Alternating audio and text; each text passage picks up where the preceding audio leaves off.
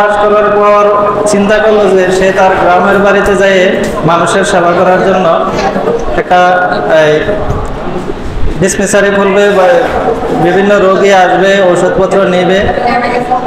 তো সে যখন গ্রামের বাড়িতে এরকম ঔষধের দোকান খুললো, তো ওইখানেই আগে থেকে যে ডাক্তার চিকিৎসা দিতেন তার ভিতরে একটা হিংসা ভাব চলে আসলো। কারণ হচ্ছে যে এখন তার কাছে আর আগের মতো রোগী নেই, নতুন ডাক্তার আসছে, ভালো চিকিৎসা দিচ্ছে, তার আচার ব্যবহারও ভালো, যার কারণে রোগী সব ওই ডাক্তারকে ত্যাগ করে নতুন ডাক্তারের কাছে যাচ্ছে। যার কারণে ওই আগের ডাক্তারের ভিতরে একটা হিংসা ভাব চলে আসছে। কি করে ওই ডাক্তারকে একটা ঝামেলায় ফেলানো যায়, এই চিন্তা ভাবনা সারাক্ষণ চলতে লাগলো।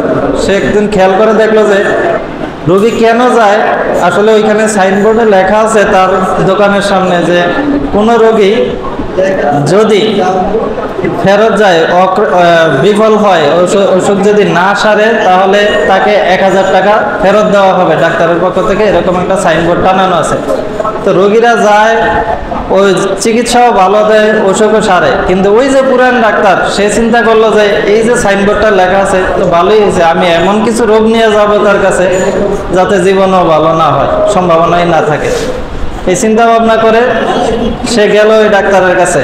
তো যাইয়া বলতেছে যে আমার সমস্যা হচ্ছে যে আমি জিহ্বায় কোনো স্বাদ পাই না, যা খাই কোনো স্বাদ পাই না। তার উদ্দেশ্য ছিল একটাই যে যাই খামো স্বাদ পাইলেও কোনো স্বাদ পাই না।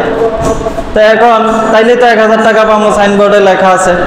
তা এখন এই কথা শোনার পরে ওই ডাক্তার তার কম্পাউন্ডারকে বললো, এই 2 নম্বর বক্সটা থেকে 10 নম্বর ওষুধটা থেকে তার 2 ফোঁটা খাওয়া দাও। তো এবার যখন বলছে হা করেন, হা করছে, 2 ফোঁটা ডালছে, আর সাথে সাথে আরে এটা তুমি পেট্রোল, কই তো আপনার জিহ্বার স্বাদ ফেরত আসছে, নাইলে বুঝলেন কেমনে, দেন 1000 টাকা দেন। তো 1000 টাকা দিয়া সে মন খারাপ করে চলে আসছে। ভাবলো যে আরেকদিন অন্য এমন কোনো রোগ নিয়ে যাব, সেই দিন আর কোনো বিকল্প পথ থাকবে না। এই চিন্তা ভাবনা করে আবার কিছুদিন পরে সেই ডাক্তারের কাছেই গেল। তারপরে কি সমস্যা ভাই, আপনার তো জিহ্বার স্বাদ ঠিকই হয়েছিল। হ্যাঁ, ওইটা ঠিক হয়েছে, কিন্তু এখন অন্য সমস্যা।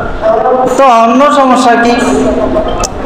এখন সে বলতেছে যে আমি যাই শুনি, যে আমার যাই কয় আমার স্মরণে কিচ্ছু থাকে না। এর উদ্দেশ্য হচ্ছে যে যাই কইব আমি কব না আমার মনে থাকে না, আমার মনে থাকে না, টাকা আমি নেবই, আমি মনে থাকে না, এটা আমার জোরে কিভাবে প্রমাণ করব? ও আচ্ছা, এই সমস্যা আপনার স্মরণ শক্তির সমস্যা। হ্যাঁ, 2 নম্বর বক্স থেকে 10 নম্বরের থেকে 2 ফোঁটা দাও। গতবার না এটা দিচ্ছেন, কই তো স্মরণ আছে আপনার, দেন 1000 টাকা দেন।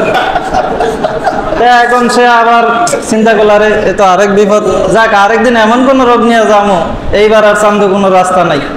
আবার কয়দিন পরে ওই ডাক্তারের কাছে গেছে, কি ভাই আপনার তো স্মরণ শক্তি ঠিক আছে না? হ্যাঁ, এটা ঠিক আছে, এবার সমস্যা অন্য।